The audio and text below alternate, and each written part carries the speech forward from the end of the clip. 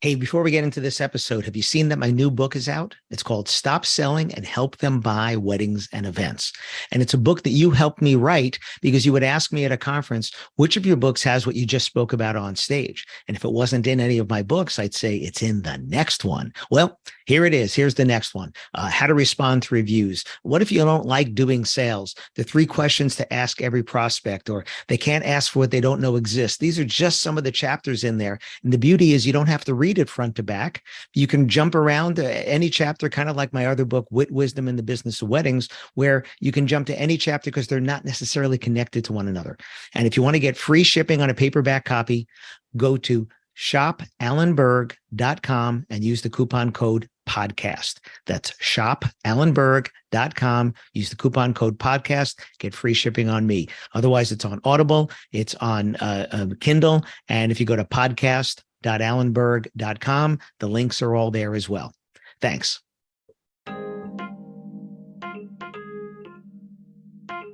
How do you fire a client? Listen to this listener suggestion and find out.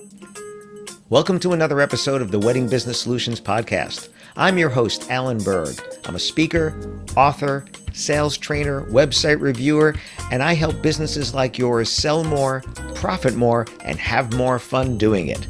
Enjoy this episode.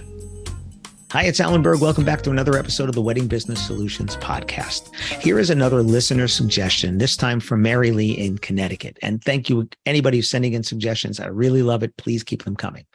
So this suggestion is, how do you fire a client? In the case of this particular person that reached out to me and gave me the whole story, it's a client that is just really not a good person to work with, right? Not a good fit for you. You didn't think so when you signed them up. You thought it was going to be fine, but then you find out later how demanding they are, or how they're just doing things outside of your normal way of doing business that just doesn't work for you. Creates too much friction in the process. And yes, we want to over deliver for our clients, and yes, we want to make them happy. But there are times when it just takes you out of your regular flow so much that it affects your other clients and it affects your life. So that's when you want to do that. So first of all, you have to decide that, is this something that you can correct, or is it, with a conversation maybe, or is it something where you just need to cut the cord? And it's also a question of when. Like I've had planners telling me and people telling me that at the wedding, they wanted to fire clients because they were being so unreasonable. I remember this one planner telling me that, she had brought all these great vendors onto this wedding, and the bridezilla, if you looked up the definition, you were going to find this particular bride and her mom. And they were waiting for the valet to bring around their car for whatever it was. This, I guess, obviously wasn't at the wedding itself. And there was I guess there were some cool drinks out there, maybe a pitcher of iced tea or soda or something like that. And apparently it wasn't happening fast enough for the bride. And she takes this pitcher and she pours it over one of the valets that was there. I mean, this is just inhuman stuff that you just shouldn't be doing to anybody at any time, and certainly not on your wedding day. And believe me, I know that people get stressed. My wife was extremely stressed 2 weeks before the wedding, to the point where I had a conversation with my future mother-in-law and said, is it me? And she said, oh no, honey, she's doing that to everybody. Okay. Now, we didn't have a planner back then, but she was stressed, right? But some of this can be cured with a conversation. Right. And if someone is overstepping their bounds, I think it's a matter of taking back control and saying, hey, listen, we want to help you have an amazing wedding. There are some things that are happening here that are just not going to work for me.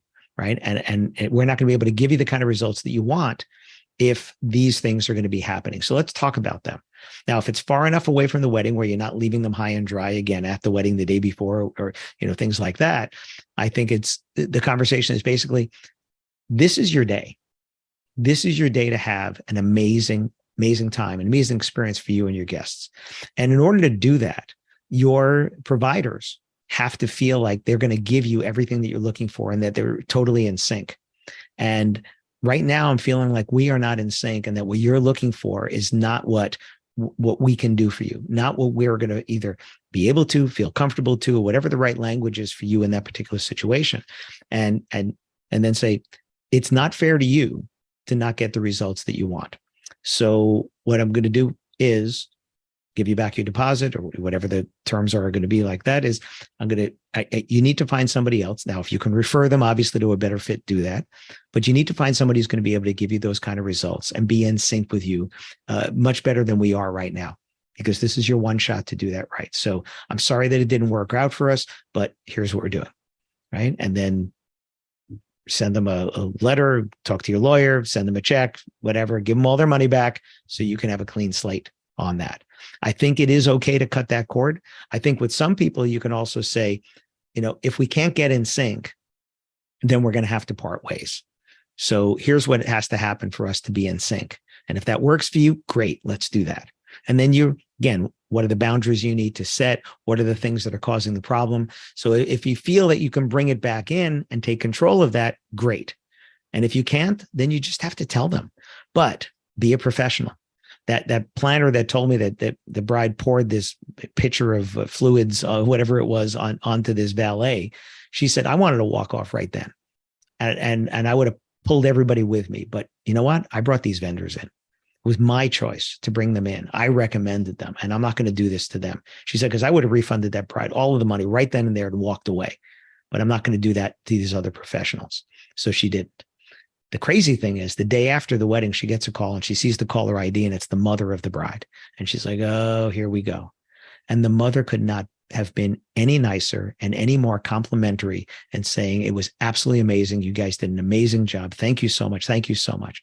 So it was stress, probably. Maybe the mother was stressed because of the bride, because apparently the mother was being just as bad as the bride was, right? Or maybe it's just reflecting on it, saying, you know what, it was an amazing day. And, maybe they're just a little Jekyll and Hyde. I don't know. But it was just crazy how she gets the compliment the day after that it was absolutely amazing. So should you fire them is the first thing, right? Or can you make this work? Can you take back control, set the parameters, whatever it is that's making you not want to do this? If they're looking for results that they didn't pay for, that's another one, the champagne taste and a beer budget, then you have to make it clear to them. Say, listen, I know what you're looking for, and I know what you're budgeting for, and they're not going to match up. And if you need these results and that needs to be your budget, then we're not going to be the right fit. Because that's the client you're going to get a 3-star review when you did everything they wanted, because they're not happy that they didn't get what they wanted, but they got what they paid for, right? And that's probably happened to some of you already. And I know it stinks. It's like on Amazon, I think Shut Up and Sell More has a review. It's a 4-star review that says something like best book I've ever read, or something like that. I'm thinking, best book you've ever read? You can't give me 5, right? But you need to make sure that you're clear on the results that they want and that you can do those. And if you can't, because of either something they're doing or that they've changed the scope after and they don't want to change the budget, it's okay to fire the client. But you have to have that conversation, make it clear. Some of them, when you tell them that you're going to fire them, are going to be, no, I want you to do it. You're going to be great. And you say, okay, if we're going to do it, this is how it's going to go down, right? And then set those ground rules, set those boundaries, whatever, and say, listen, if we go back to this, what we're doing now, by this date, we're done. We're done. That's it. Right. So I think it's better having a conversation, matter of taking control. And again, kind of, I've said in another one, I'm going to do a whole episode on this, but don't punish the masses for the ills of a few. Right? Don't punish all your clients because of one that's misbehaving or overstepping the bounds. And if they're interrupting your work with your other clients, that's a good reason for firing them as well. So thank you, Marylee, for this. I know these are uncomfortable conversations to have, but if you don't have it, it just is going to get worse. So keep the suggestions coming. You can email me at alan@weddingbusinesssolutions.com. And thanks for listening. Thanks for listening to this episode of the Wedding Business Solutions podcast. If you liked it, please subscribe to this channel and post a review on your chosen platform, Apple Podcasts or whichever one. If you have any questions about anything in this episode or any of my episodes, email me directly at alan@weddingbusinesssolutions.com or visit my website, alanberg.com, alanberg.com. If you have any suggestions for future topics or guests that you'd like to see, please again, email me or visit my website. Thanks for listening.